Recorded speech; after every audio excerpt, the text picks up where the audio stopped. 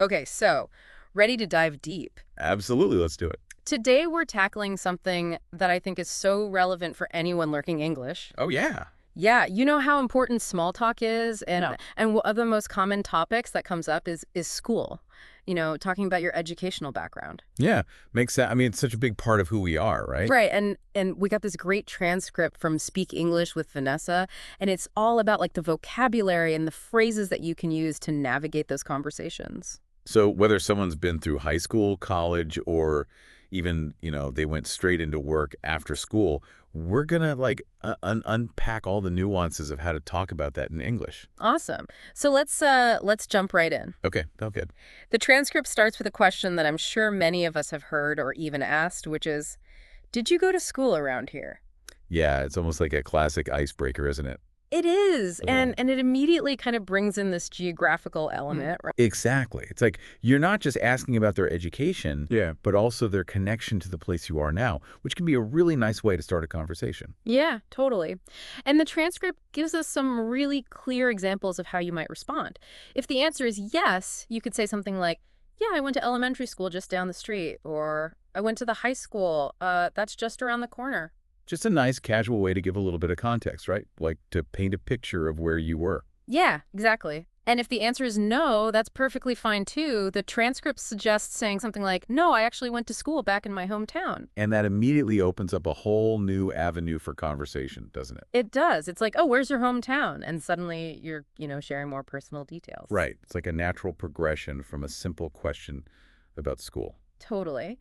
Now, the next area the transcript looks at is discussing graduation, and this is where it can get a little bit tricky, especially if you're not quite on the same page as the person you're talking to. How so? Well, the question, when did you graduate, seems pretty straightforward, but it can actually have two different meanings.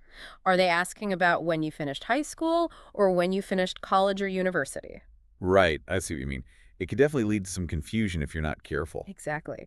The transcript points out that context often helps, but what if you're not sure? Well, the transcript recommends just being specific. Like you could say, I graduated high school in '05, or I finished university in 2012, just to make it crystal clear what you're referring to.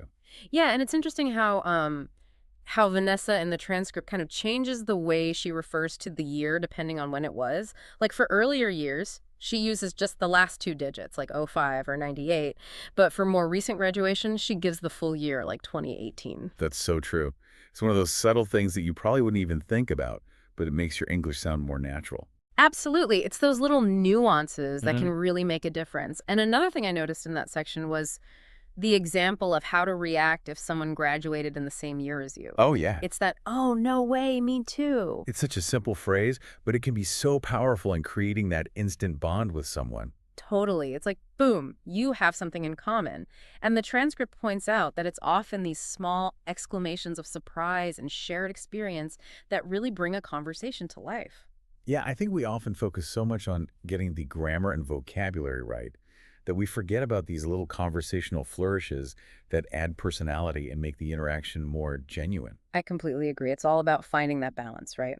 Accuracy is important, but so is that natural flow. Mm. Now, moving on, the transcript then gets into the question, what did you study? And this one, again, has a little bit of an unspoken layer to it. Okay, so what's the hidden meaning here? Well, the transcript explains that even though the word college isn't specifically mentioned, this question often implies, what was your college degree in?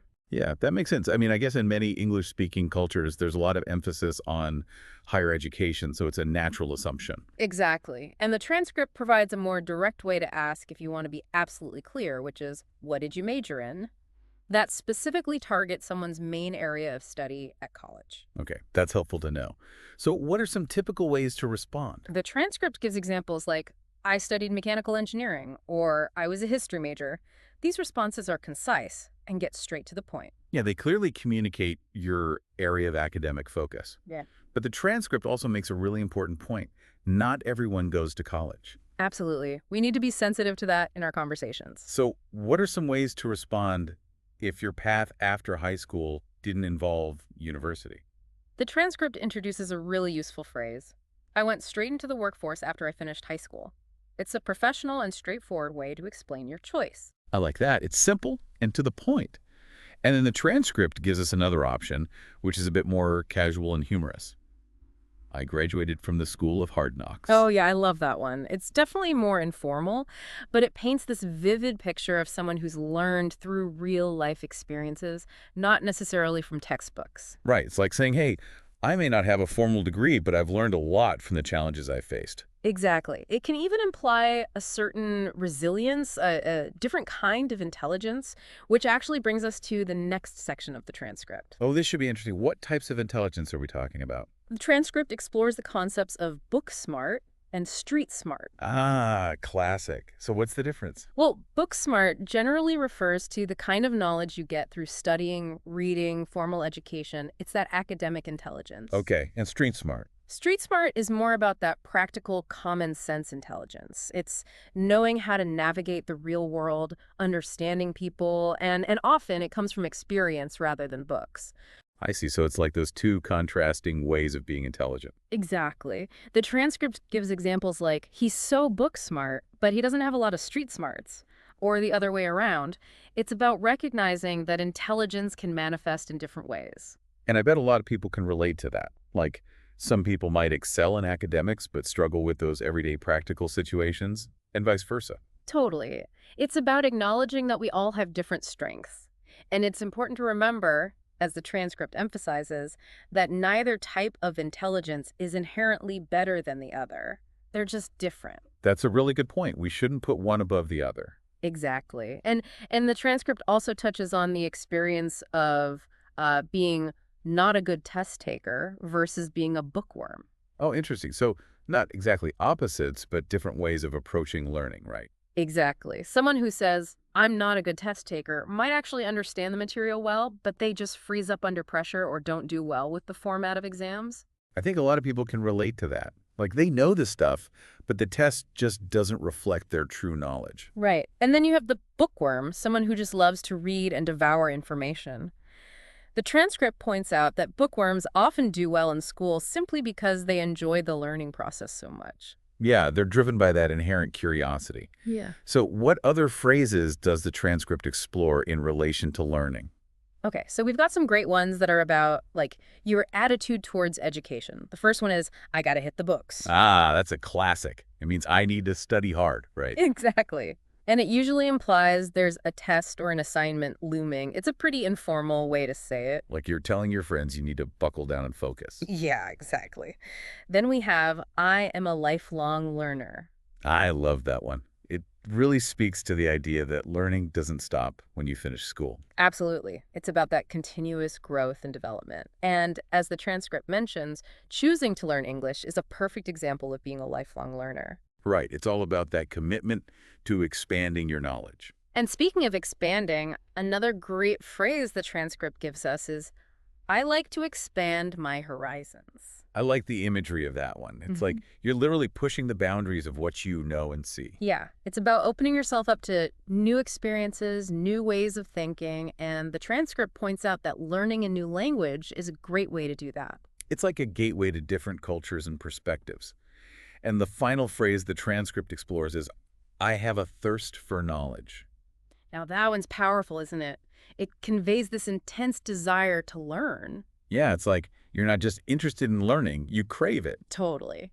The transcript compares it to being thirsty for water on a hot day. It's that essential, that driving force. Like you need knowledge the same way you need water to survive. Exactly. So the transcript actually includes a really helpful example conversation between Vanessa and Dan to show how all these phrases might play out in a real interaction. Okay, cool. What kind of things do they talk about? Well, they start with that classic icebreaker. Did you go to school around here? Then they chat about graduation, and Vanessa mentions graduating in '05. They even discover they both studied education, which creates an instant connection. Nice. So they're using the phrases in context, which makes it so much easier to understand how they work. Exactly. And they even use phrases like lifelong learner and bookworm to describe themselves, showing how those terms can naturally fit into a conversation. So it's like they're demonstrating how you can weave these phrases into your own interactions. Absolutely.